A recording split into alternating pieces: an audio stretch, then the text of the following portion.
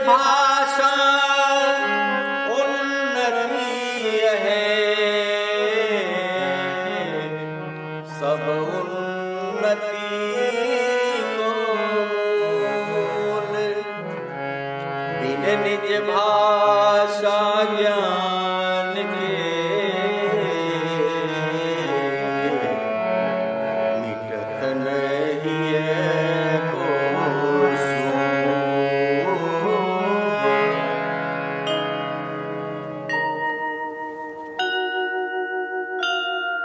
सचमुच किसी भी सभ्यता, संस्कृति और परंपरा का मजबूत स्तंभ होती है वहां की भाषा। भाषा वो माध्यम है जो सूत्र का कार्य करती है। भारतेंदु हरिश्चंद्र आधुनिक हिंदी साहित्य के पितामह माने जाते हैं। सही मायने में खड़ी बोली हिंदी को भारतेंदु ने वो जमीन दी जिस पर आज इस वैश्विक रूप से प्रभावी भाषा की बुलंद इमारत तामीर है।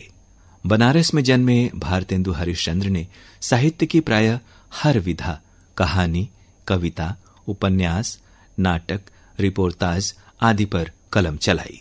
भारतेंदु ने साहित्य को सामाजिक बदलाव का जरिया बनाया। 9 सितंबर 1850 से 6 जनवरी 1885 तक के मात्र 34 वर्ष के अपने अल्प जीवन काल में स्वयं प्रकाशित काशी केस लाल ने विकृतियों के खिलाफ नवजागरण आंदोलन का बिगुल फूंका और नवीन चेतना का संचार किया। भारतेंदु भाषा और साहित्य की ताकत को पहचानते थे। उन्होंने स्वाध्याय से अनेक भाषाओं का ज्ञान अर्जित किया।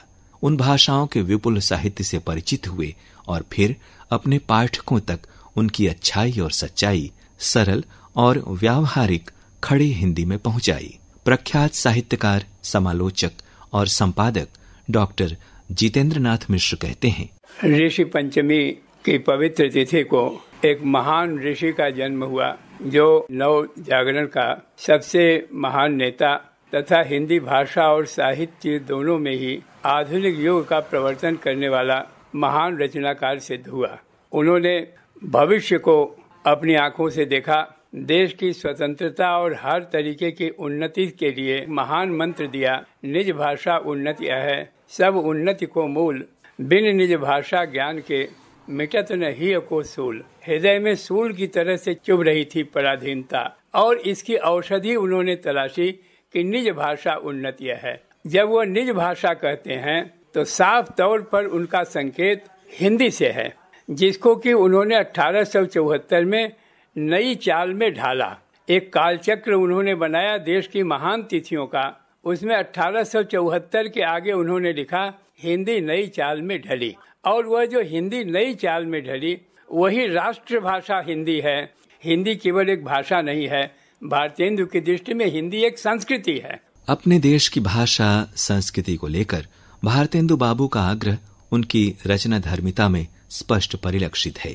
अल्पायु में ही सर से माता पिता का साया उठ जाने के बाद भारतेंदु हरिश्चंद्र बनारस के तत्कालीन विद्वान साहित्यकार राजा शिवप्रसाद सितारे हिंद के यहाँ शिष्य भाव से आने जाने लगे। उन्हीं से अंग्रेजी सीखी और स्वाध्याय से संस्कृत, मराठी, बांग्ला, गुजराती, पंजाबी और उर्दू भाषा भी सीख ली। भारतेंदु के विपुल साहित्यिक योगदान के कारण ही 1857 से 1900 तक के काल को भारतेंदु युग के नाम से जाना जाता है। प्राचीन और नवीन का सुंदर सामंजस्य भारतेंदु की कला का विशेष माधुर्य है। विद्वान समीक्षक डॉक्टर राम सुधार सिंह भारतेंदु हरिश्चंद्र के योगदान को रेखांकित करते हुए कहते हैं, भाषा के संबंध में भारतेंदु जी की स्पष्ट अवधारणा थी। जब काशी में भारतेंदु जी साहित्य सृजन में रत थे, उस समय काशी में भाषा को लेकर के दो प्रकार की विचारधाराएं थीं। राजा शिवप्रसाद सितारे हिंद एक मिली जुली बोलचाल की भाषा रखना चाहते थे और दूसरी तरफ राजा लक्ष्मण सिंह संस्कृतनिष्ठ तत्सम प्रधान शब्दावली की भाषा रखते थे। इन दोनों के बीच में भारतेंदु जी ने एक नई भाषा गढ़ी। उन्होंने कहा भी है कि हिंदी नई चाल में गढ़ी। उस नई चाल में गढ़ने में भारतेंदु जी का एक महत्वपूर्ण योगदान रहा है। वो लिखते हैं कि अंग्रेजी पढ़ करके हम सब गुण में प्रवीण हो सकते हैं, लेकिन निज भाषा के बिना हम हीन के हीन ही रहेंगे। हिंदी भारत की राष्ट्रभाषा है। जिस हिंदी की बात कर रहे हैं वह हिंदी की संपूर्ण बोलियों के गुणों को समाहित करती हुई एक विस्तृत संपर्क भाषा है, एक राष्ट्र भाषा है। भारतीय इतिहास और परंपरा के प्रति अगाध प्रेम रखने वाले प्रगतिशील भारतेंदु विज्ञान के क्षेत्र में पश्चिम से बहुत कुछ सीखने के पक्षधर थे। निज भाषा उन्नति की दृष्टि से उन्होंने 1868 में कविवचन सुधा नामक पत्रिका निकाली, 1873 में हरिश्चंद्र मैगजीन और फिर बाला बोधिनी नामक पत्रिकाएं। राष्ट्रभक्ति के कारण उन्हें अंग्रेजी हुकूमत का कोप भाजन भी बनना पड़ा।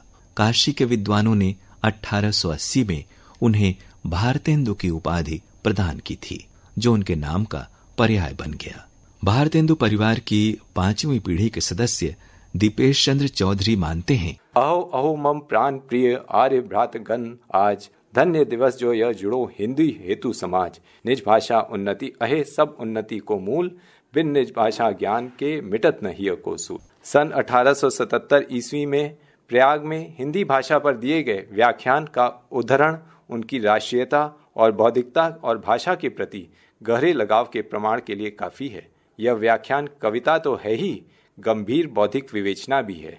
भाषा में सोचने और भाषा के अनुसार सोचने को आधार मानकर भारतेंदु बाबू हरिश्चंद्र ने निज भाषा को ही उन्नति का मूल माना है। निज भाषा की समृद्धि से हम निचले स्तर तक ज्ञान, विज्ञान और विद्या का प्रसार कर सकते हैं। हिंदी साहित्य में भारतेंदु का योगदान भाषा और साहित्य दोनों ही क्षेत्रों में है। हिंदी को राष्ट्रभाषा का गौरव प्रदान करने की दिशा में महती कार्य करते हुए इसी भाषा में उन्होंने अपने संपूर्ण गद्य साहित्य की रचना की। भारतेंदु हरिश्चंद्र विशेषकर अपने नाटकों के जरिए जन सामान्य में राष्ट्रीय चेतना का संचार करने में सफल हुए। वैदिकी हिंसा हिंसा न भवति, भारत दुर्दशा, सत्य हरिश्चंद्र, श्री चंद्रावली, नील देवी और अंधेर नगरी जैसी सशक्त नाट्य कृतियों ने तत्कालीन समाज को झकझोरने में महत्वपूर्ण भूमिका निभाई। समकालीन रंगमंच के सशक्त हस्ताक्षर और केंद्रीय संगीत नाटक अकादमी के सदस्य व्योमेश शुक्ल कहते हैं, भारतेंदु हिंदी के सबसे ज्यादा पढ़े गए और सबसे कम समझे गए लेखकों में से हैं। भारतेंदु ने शाहे वक्त की तारीफ की और अपने वक्त की वर्चस्वशाली ताकतों को अपने ही अंदाज में निंदित भी किया। ये उनके व्यक्तित्व का सबसे जरूरी पहलू है। हिंदी को ब्रज से खड़ी बोली में ले आने का श्रेय जिन कुछ रचनाकारों को दिया जा सकता है, भारतेंदु उनमें से एक हैं। इस भाषा ने अपने अस्तित्व के लिए जो मूल्य संघर्ष किया है, भारतेंदु उसके हरावल दस्ते में हैं। वे हिंदी नाटकों के भी अधिष्ठाता हैं। सबसे पहले हिंदी नाटक लिखकर उन्हें मंचित करने का साहस भारतेंदु ही करते हैं। भारतेंदु हरिश्चंद्र के रचना संसार में जहां पारंपरिक ईश्वर भक्ति जैसे विषयों पर लिखी कृतियां हैं, वहीं उन्होंने समाज सुधार, देश प्रेम आदि नए विषयों को भी अपनाया। सामंती जकड़न में फंसे समाज में नवीन आधुनिक चेतना का संचार कर लोगों को संगठित करना उस काल में एक नई ही बात थी। भारतेंदु के साहित्य और नवीन विचारों ने तमाम तत्कालीन साहित्यकारों और बुद्धिजीवियों को झकझोरा। अनेक पथ प्रदर्शक कृतियों के रचयिता भारतेंदु हरिश्चंद्र हिंदी में आधुनिक साहित्य के जन्मदाता और भारतीय पुनर्जागरण के एक स्तंभ के रूप में सदा प्रतिष्ठित रहेंगे।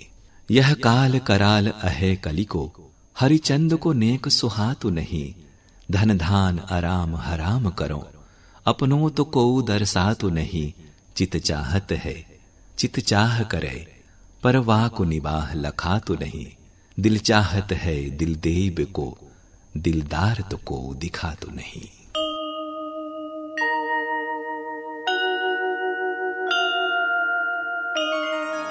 निज भाषा उन्नति है सब उन्नति को मूल,